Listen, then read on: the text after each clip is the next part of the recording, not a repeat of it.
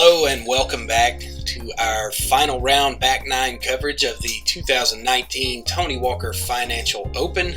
This was in Bowling Green, Kentucky at Ephraim White Park. We are following our lead card men on the main course. I am Doc Turner. I am joined in commentary by Nathaniel Romans. Directing this tournament was definitely a lot of fun. All of the players were very fun to be around, and Howard Disc Golf was definitely a professional. Yeah, it's been a while since we've had a full tournament covered with video, so it's pretty exciting. It is exciting. It was a lot of fun. This event was a lot of fun for me.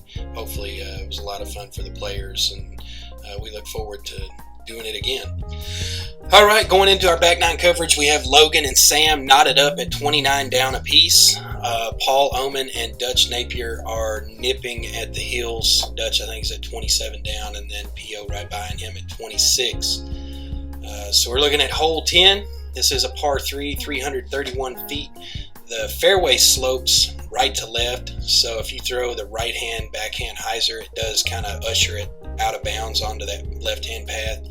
You also have the path to the right that's OB, and then the path long OB, but typically people don't go that long on the hole. Me personally, I like Sam's line on this hole. I like he held on to that. Yeah, that.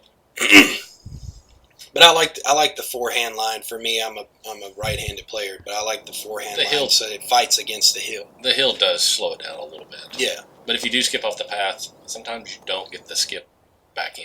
Right. And that, to me, that's ideally how I love to play the hole right there.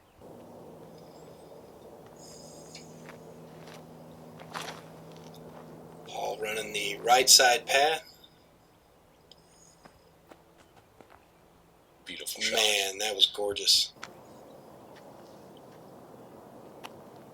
Dutch throwing that super stable green disc again. He's worried about it.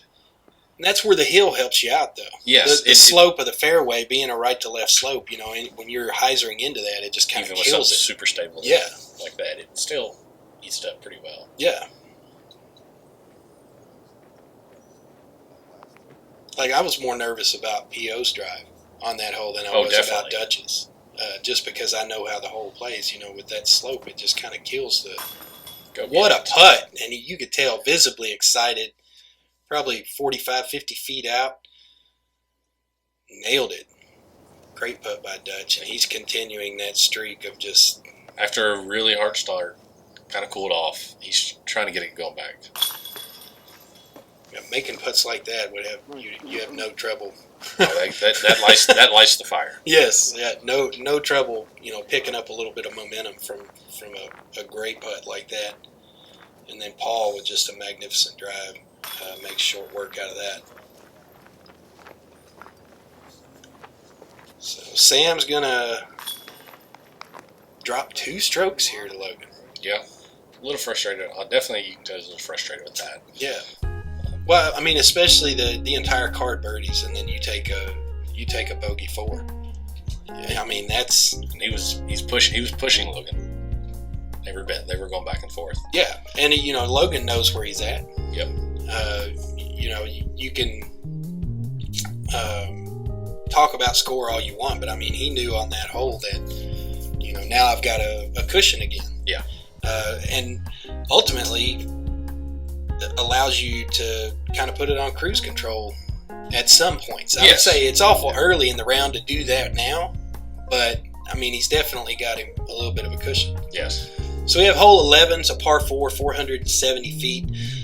There is a path that wraps around the basket that's all out of bounds, and then you see this path to the left-hand side. It is safe, but you're not likely to see anybody threaten that. The hole breaks left to right. Pushes it a little bit long, right by that tree there. So yeah, and the longer you go on this hole, it seems like the harder the approach gets.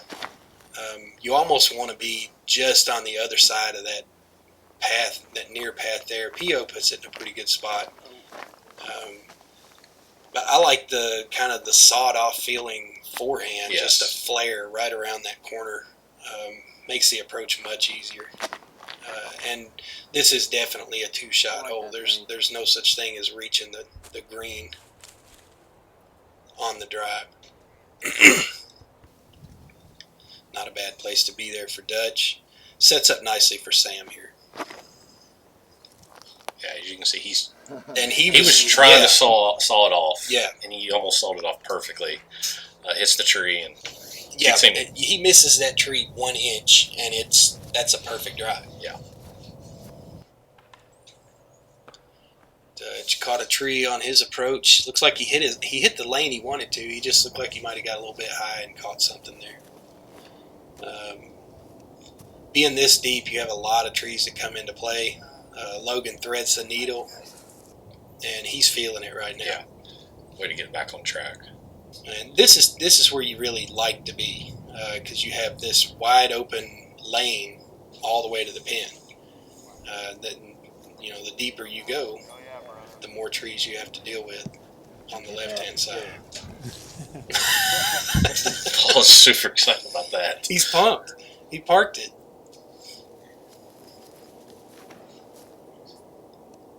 Sam.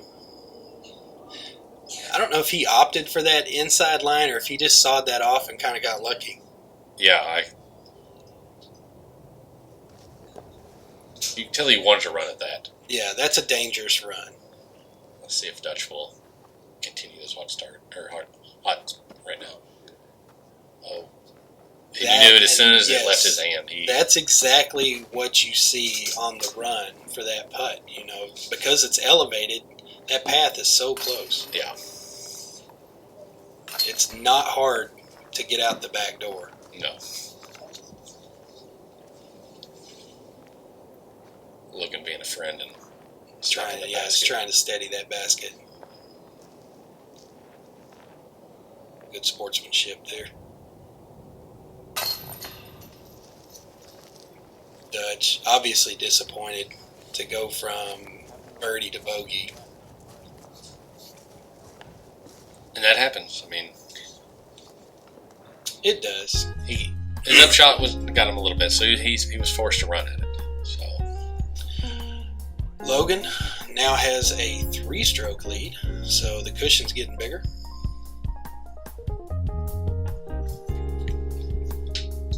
Hole 12, par 3, 298 feet. There used to be that big weeping willow tree. Now it's a whole bunch of trees. Yeah, now they've planted a whole bunch of trees over there, but I was sorry to see the willow tree go. Oh, it might force the shot even more now, which is fine with me.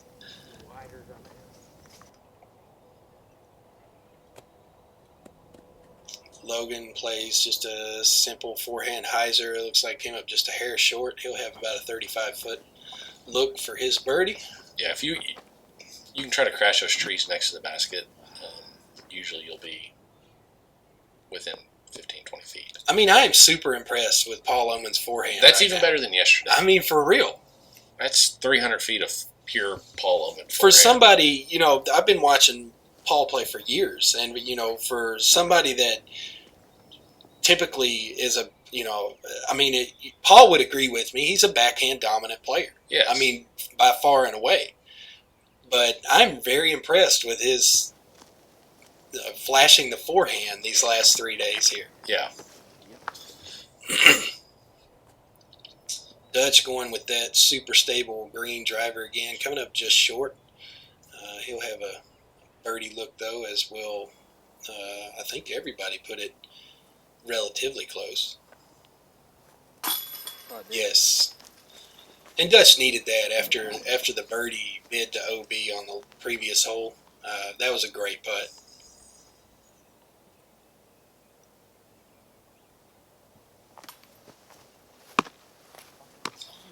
Logan not happy. Yeah, he was definitely, after a 3 on the last hole, he was trying to put the pressure back on, keep it on. As impressed as I am with Paul's forehand abilities, I'm equally impressed with Dutch's ability to go from the birdie bid on the previous hole to just straight ice water in the veins and put it right into the heart from 40 feet away for birdie on the very next hole. Yep. That's professional play. You have to forget quickly. Yes. Yeah. Sam splashes out on the right side. Yeah. That's a typical make for Sam, so you know he's upset about that. Logan, obviously, probably a little red-legged right now from the putter slaps, and he's upset. Sam's had a rough 3 holes and missed a birdie putt there. Last hole had to lay up for the par, and then went OB on hole 10. Yeah. So we have Paul shaving the lead down to 2 strokes. Logan still has that 2-stroke advantage at 31 down. Moving on to hole 13, par 3, 321 feet. There is a path that you have to cross off the tee to get to the pin, but it is not out of bounds. Then you have the far path that does play OB, but really doesn't come into play. Looks like Paul on the box with, was that Firebird? Yep. Yeah.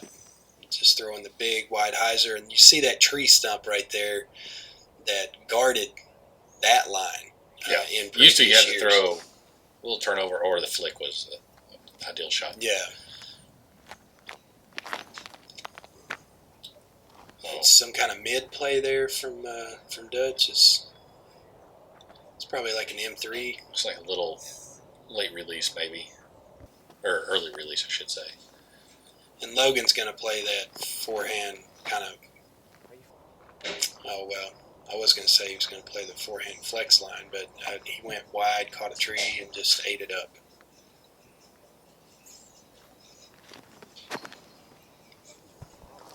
Sam, that looks right.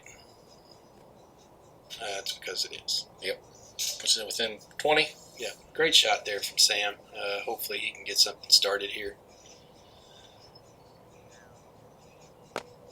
Logan forced to kind of, I mean, you could call it a half go if you want, but I mean, he's forced to kind of lay that up. He knows he's likely losing a stroke to somebody, which is, I mean, Dutch is on fire. Yeah. So, I mean, Dutch takes advantage of Logan's miscue on the tee, and I'm sure Sam's not going to have any trouble picking a stroke up here either. Unfortunate for Paul there. That was a good putt. Spit out on the right. Momentary lapse in concentration by the basket. Is that what we're going to call it? Sure. Well, I mean, he obviously didn't do anything to catch it. He just kind of stood there. Sam taps in the birdie. Makes good on birdie. So both Sam and Dutch are going to pick up 1 on Logan here, and hopefully he cashes this. I have no problem there. So both Sam and Dutch picking up a stroke on Logan to tighten it up a little bit. Theo relegated to par there. So now we're all knotted up. Second place is at 29 down again. And Logan still sporting a 2-stroke lead. Moving on here to hole 14. This is a par 3, 345 feet with a ton of these, I mean, Velcro trees. It's Velcro. Yeah. It's Velcro alley. Yeah, I mean, you hit one of these trees, you're just not going to go through it. So the typical play, you have the path to the right, path to the left that play is out of bounds. Typically, you'll see the right-hand backhand player put out a pretty big spike hyzer. You can run through the middle, but again, if you hit one of these trees, it's just killing it. And looks like Dutch just a little short, but you can see how much it takes to navigate those trees. Yeah. It definitely. I think if he powers up on that to reach the green, I don't know, the more you put on it, the easier it is to catch one of those trees. So, I feel like Dutch was playing to that point. Yeah. This is a typical play. You see the right-hand, backhand players just throw a massive spike, and that's essentially where it catches. Sam and Paul threw the same shot and land the same spot. Yeah, 20-25 out. Logan's opting for that line as well. Looks very similar to the other two. Yep, right there in that same spot. That's your typical catch area for the right-hand, backhand hyzer. And Dutch is still going to have this low ceiling. These cedar trees are. He had a good run at it. He did, and you could argue that he might have even hit it without the. He just had a little limb kick. Yeah, just a tiny little kick of the tree.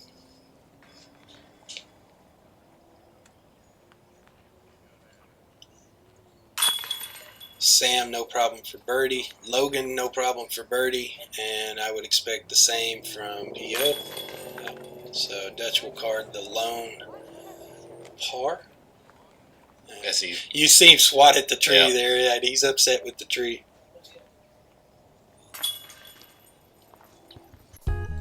What a great guy Dutch is, too. Oh, definitely. Such a nice guy. He's a big teddy bear.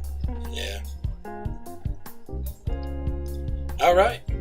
So we see that same two-stroke separation between Sam and P.O. and Logan, and then Dutch fell one stroke back there. Hole 15, longest hole on this course, 777 feet, par 5. I would say that is a soft par 5. It is threeable. Yeah, you have the path to the right that can, cause some issues if you turn one over or, you play to that side, but most of the time the OB doesn't really come into play. This is just kind of you're staring right at it, just throw it hard and straight. Sam's going to try and flex something. He's looking for maximum distance. It just looks like it hyzered out early on him. He actually has he's a different line. He can hyzer around those trees on the right side. He can, and I don't think Sam would argue with me there. That was probably a mistake drive for him. Obviously he doesn't want to hyzer toward the path. No. So, but even making a mistake there, he still was safe. Yeah, I mean, he definitely has the benefit of being able to navigate it better than a lot of players do. Yes. Logan's going to try to put something into this. He's going to finish left side. Oh, caught the tree. This should still not be any trouble for him. Logan said it perfectly. He just says, wow. Yeah.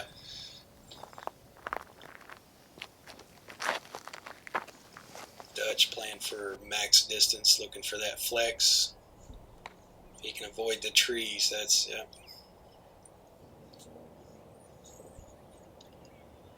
Logan kicked all the way to the outside of the fairway, so he's trying to go around the rest of the trees, and he played left side fairway to right side fairway. Comes up quite a bit short. He was short enough that 3 is out of the question there. Almost out of the question. Yeah, and I would argue that Dutch is close to that short. I mean, he obviously got the power to get there, but shaping that shot with that kind of power is difficult.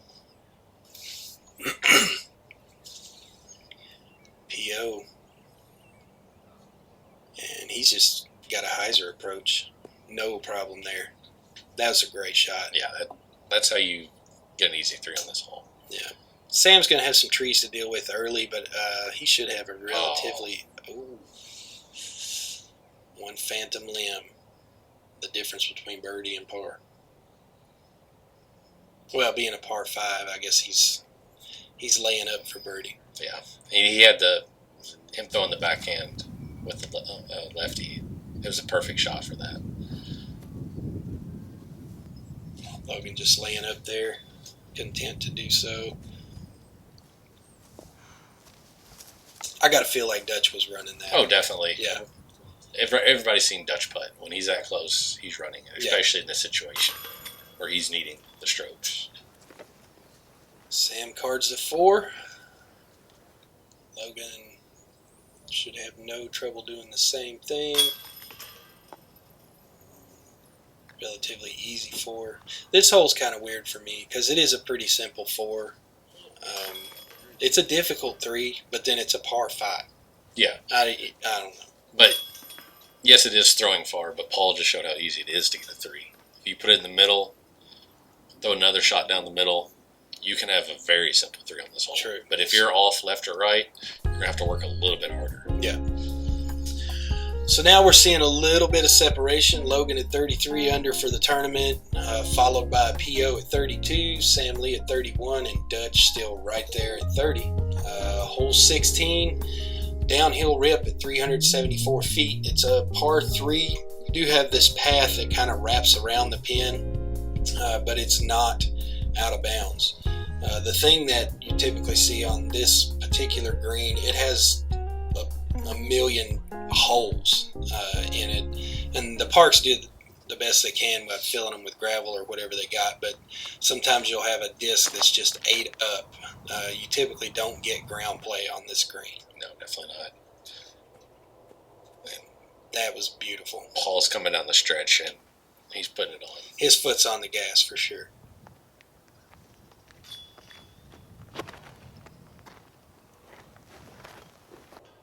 Sam with a monster spike hyzer. A little long, but still. Yep, I think routine you got putting. the land shark there. Yes. And then Logan opted for a little bit lower line than Sam, but it's also a little more direct. And he's got a makeable birdie putt there.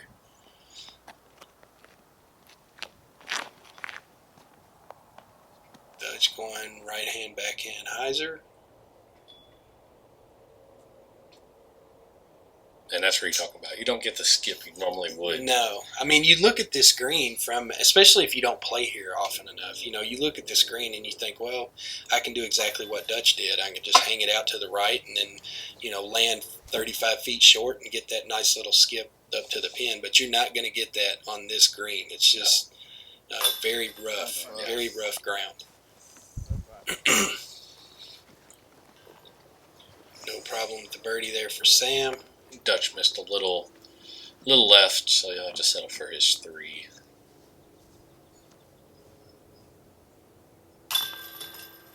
Ooh. Logan's still 16 holes in, is still fighting the baskets.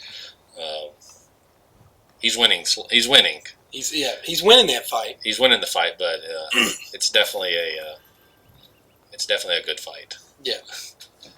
It's not a fight you want to be in. Well, and at this point, with Logan having a 2-stroke cushion for the lead, he's, in his mind, he's like, well, if these guys are birdieing, I got a birdie. Yeah, and now it's a 1-stroke lead. Yeah, so 2 holes to go, 1 stroke with hole 18 at the sand bunkers. I mean, right, it's not out of question for somebody to make a move for the lead right here. Hole 17, par 3, 267 feet uphill. Does have this path that runs through the middle of the fairway that is not out of bounds. And then you have this little bushy thing to the right there that typically collects the right hand, backhand swings. And then 2 of these trees on the left, if you wanted to throw the forehand or for Sam Lee with the backhand hyzer, they like to collect discs as well.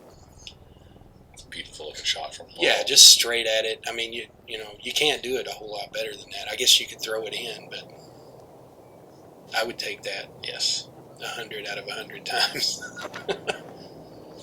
This is where Sam's going to have to deal with those trees. No issue. Looks like he went right through it or around it or something.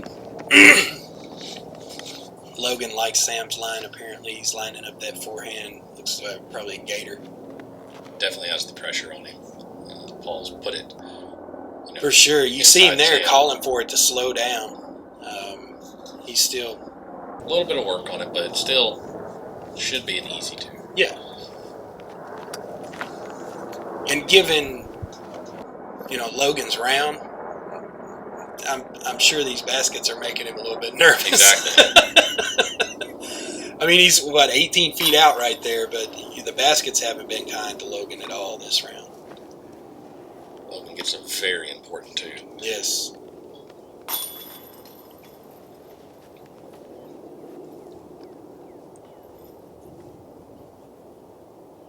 I would say that the pressure is probably still on. Oh, no doubt. Just because, hole 18 has the bunkers that play as a hazard. Yes. But, I'm sure he doesn't want to go to a playoff. But I'd rather have 1 than none. Exactly. Strokes. Yeah, So. Sure. So 1 stroke separating P.O. and Logan as we come into the final hole of the tournament. This is a downhill 292-foot shot. Par 3, you'll see it has a near bunker that plays as a hazard. Then there is a smaller bunker to the left and another large bunker long. Then you have the path to the right that is OB, and this guardian tree here that you have to beat if you play to the right side.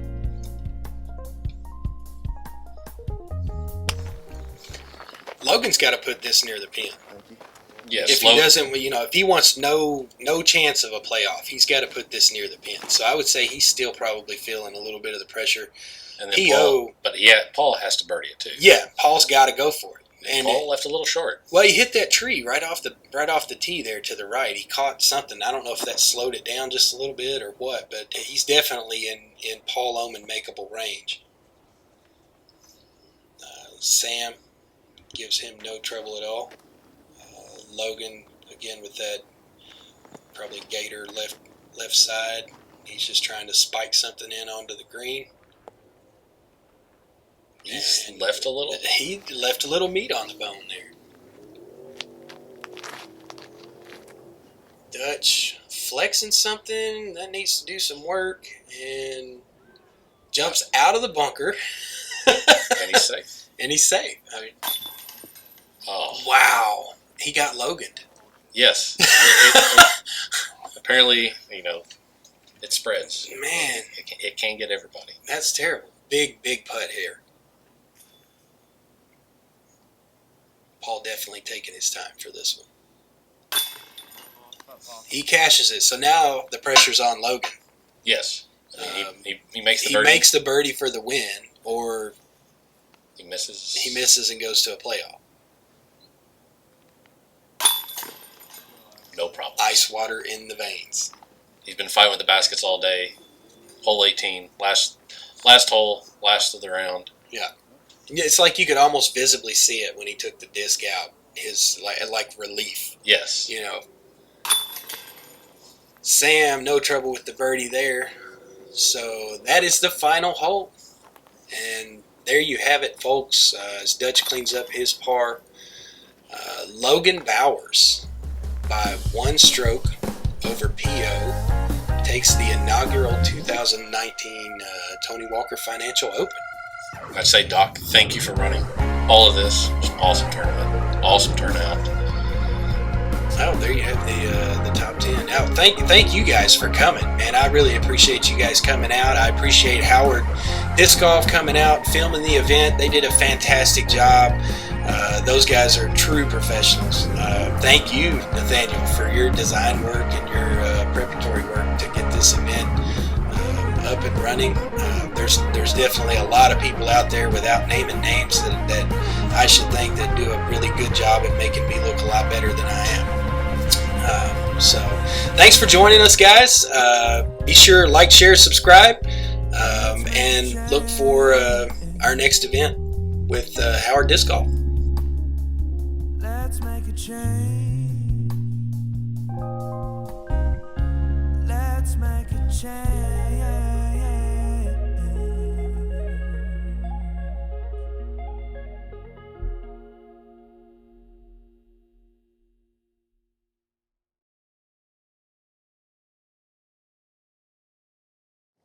To the front there behind that windmill. You want me to write these scores down? I got it. Oh, you did? Choose for Logan. Choose for everybody.